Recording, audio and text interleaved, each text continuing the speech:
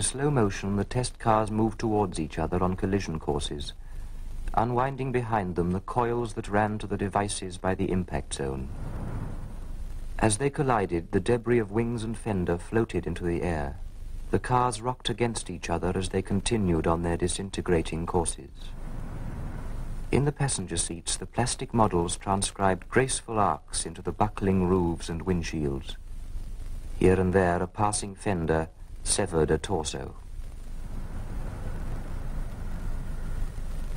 The air behind the cars was a carnival of arms and legs.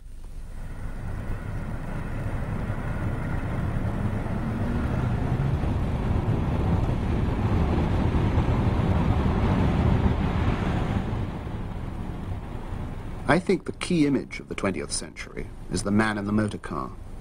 It sums up everything: the elements of speed, drama, aggression, the junction of advertising and consumer goods with the technological landscape, the sense of violence and desire, power and energy, the shared experience of moving together through an elaborately signaled landscape.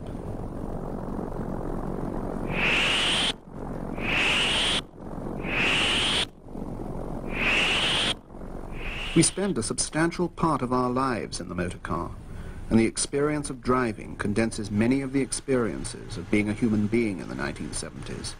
The marriage of the physical aspects of ourselves with the imaginative and technological aspects of our lives.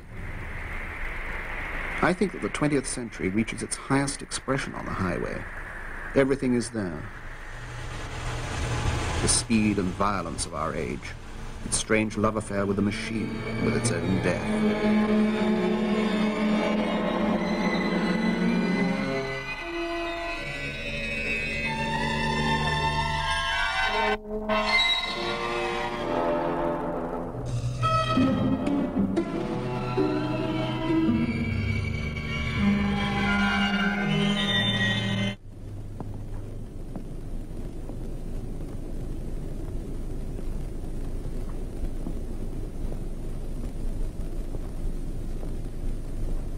The styling of motor cars, and of the American motor car in particular, has always struck me as tremendously important, bringing together all sorts of visual and psychological factors.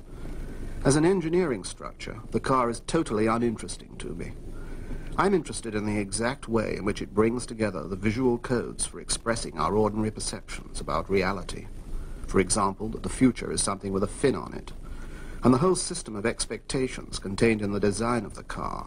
Expectations about our freedom to move through time and space, about the identities of our own bodies, our own musculatures, the complex relationships between ourselves and the world of objects around us. These highly potent visual codes can be seen repeated in every aspect of the 20th century landscape.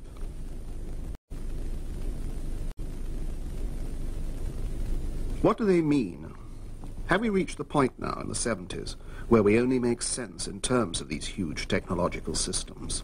I think so myself, and that it is the vital job of the writer to try to analyze and understand the real significance of this huge metallized dream.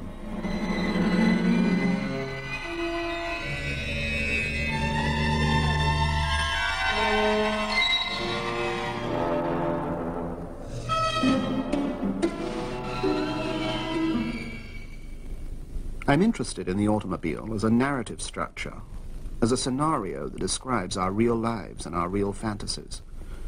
If every member of the human race were to vanish overnight, I think it would be possible to reconstitute almost every element of human psychology from the design of a vehicle like this.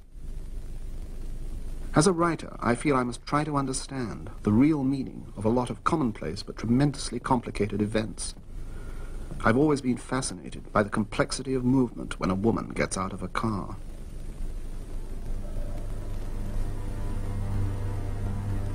Her ungainly transit across the passenger seat through the near side door. The overlay of her knees and the metal door flank. The conjunction of the aluminized gutter trim with the volumes of her thighs.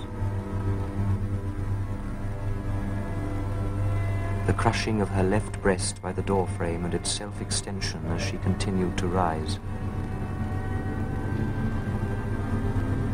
The movement of her left hand across the chromium trim of the right headlamp assembly.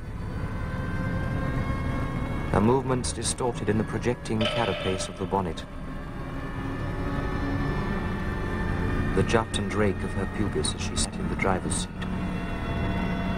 The soft pressure of her thighs against the rim of the steering wheel.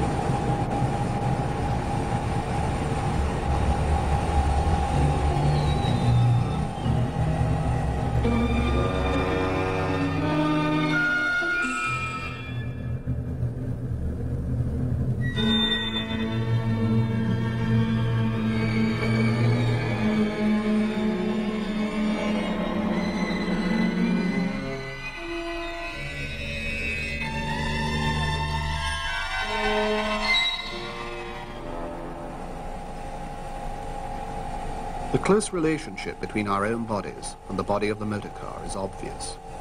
American automobile stylists have been exploring for years the relationships between sexuality and the motor car body, the primitive algebra of recognition which we use in our perception of all organic forms.